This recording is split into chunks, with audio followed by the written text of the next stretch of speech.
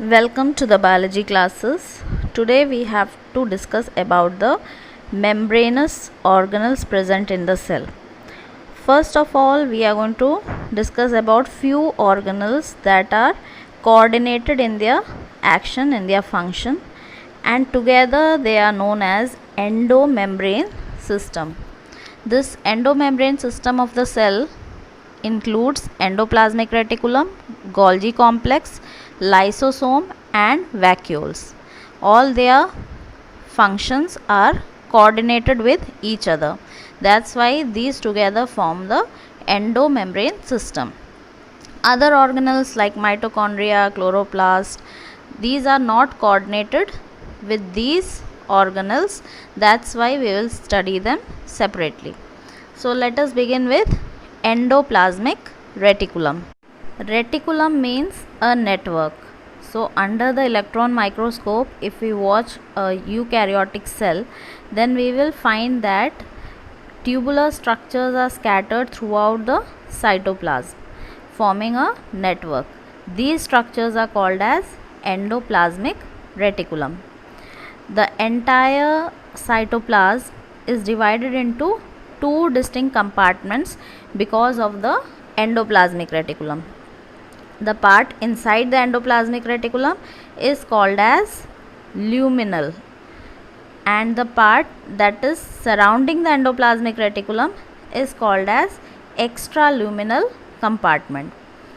When we observe it under the microscope, then we see that many ribosomes are attached to some endoplasmic reticulum, and this gives them a rough look. Such endoplasmic reticulum are called as rough endoplasmic reticulum, and these are the sites of protein synthesis and secretion. They are extensive and continuous with the outer membrane of the nucleus. When the ribosomes are absent on the endoplasmic reticulum, then they appear smooth and are called as smooth endoplasmic reticulum. Smooth endoplasmic reticulum is associated with synthesis of lipid. In animal cells, lipid like steroidal hormones are also synthesized in smooth endoplasmic reticulum. So rough endoplasmic reticulum synthesizes protein and smooth endoplasmic reticulum synthesizes lipids. Now these are packed in the form of vesicles and sent to another organelle which is closely associated with endoplasmic reticulum.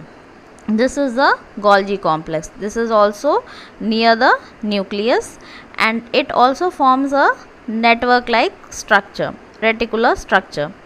These are named after its discoverer, that is Camillo Golgi, who discovered Golgi bodies, and it is after him that we name it Golgi apparatus or Golgi body. They consist of many flat disc shaped sacs which are called as cisternae, and these are arranged parallelly one over the other. There can be different numbers of Golgi cisternae in different cells. These are arranged close to each other. Golgi cisternae are concentrically arranged with each other, and they have a convex side and which is called as cis or the forming phase. And when they are arranged, one side looks convex and the other side looks concave. The concave part is called as trans or maturing phase, and both are very different from each other. But the cis and trans phase, they are also interconnected with each other. Now the material sent out from the endoplasmic reticulum fuses with the cis or the convex side of the Golgi apparatus, and as they move towards the trans phase, they are changed little by little. They are modified, like the protein that comes from endoplasmic reticulum, it is modified, and different things are attached to it, like carbohydrate can be attached to a protein and it will form a glycoprotein, or the lipid that has come from smooth endoplasmic reticulum, that will be associated with a carbohydrate forming glycolipids. So once these are formed, modified, then they are packed into different vesicles and sent out to various spaces in the cell itself. So the basic function of Golgi apparatus is modification of the material that is synthesized by endoplasmic reticulum, its packaging and delivering it to different targets inside the cell, or it can be even outside the cell. The Golgi body also gives out a membrane bound vesicular structure which is called as lysosome, which is yet another organelle. Now it has many hydrolyzing enzymes like lipases, proteases, carbohydrases, and has an acidic pH. You know that lysosomes are called as waste disposal system of the cell. So any dead organelle or unwanted things in the cell, they end up in lysosome, where these are digested and finished off. Now sometimes it is also called as suicidal bags of the cell, because during any cellular process, if by chance the lysosomes break up, then the powerful hydrolytic enzymes, they ooze out and can digest the whole cell. So these are capable of digesting carbohydrates, proteins, lipids and nucleic acids because of the presence of hydrolytic enzymes, and they are also highly acidic. Next organelle that is very closely related to the previous three is the vacuole.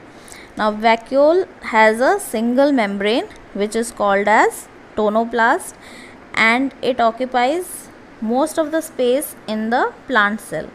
In case of animal cell, the role of vacuole is not much known, but in case of plants, it contains water, sap, excretory product and other materials that are not useful for the cell. It helps in the transport of number of ions and other materials against the concentration gradient. That is, if outside the vacuole the concentration is low, then also some materials are transported into the vacuole with the help of energy. Hence their concentration is significantly higher inside the vacuole than in the cytoplasm.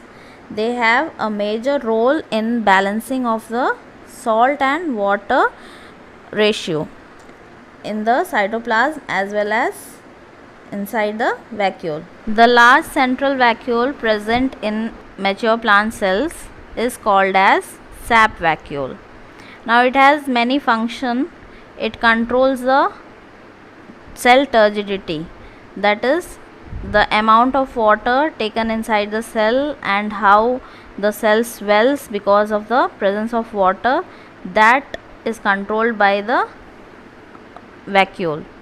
Then the overall growth of the cell is also controlled by vacuole, because when the vacuole enlarges, then the cell also enlarges and shows growth. Various waste products in the plant is also stored in the sap vacuole. Now amoeba and many animal cells, they have contractile vacuole. Now they are specialized to collect extra fluid material from the cytoplasm and throw the same to the outside. Major function of contractile vacuole is osmoregulation, or controlling the osmotic pressure within the cell by controlling the amount of water and salt in it. Food vacuoles, you are already very well aware of these vacuoles. Their function is to collect food and digest it because of the hydrolytic enzymes present in them, and then the digested material is diffused to the surrounding cytoplasm.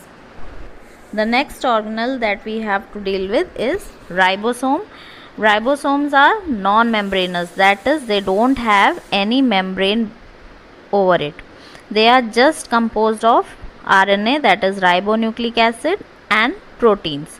So RNA and proteins associate together to form ribosomes. They are not bound by any membrane. Ribosomes are granular structures found inside the cytoplasm, either freely or associated with endoplasmic reticulum or the nuclear membrane. It is also found inside mitochondria, inside the plastids. So these are granular structures and were first observed under the electron microscope as dense particles by George Palade in 1953, and that's why ribosomes are also named as Palade's particle, because of his instrumental work or research on these organelles. Now you have already studied that prokaryotic ribosomes, they are 70S type. Eukaryotic ribosomes, they are 80S type, and you know that S stands for Swedberg's unit for sedimentation coefficient. Now ribosomes, they have a smaller subunit which is somewhat like a cap, and it has a larger subunit which is dome shaped. Now this cap fits over the dome, forming the entire ribosome. The larger subunit in case of eukaryote is 60S type, and the smaller subunit is 40S type, and both of them fit together, forming a small gap in which the messenger RNA can move. So this is the structure of ribosome, and these help in synthesis of protein. That's why ribosomes are called as protein factories.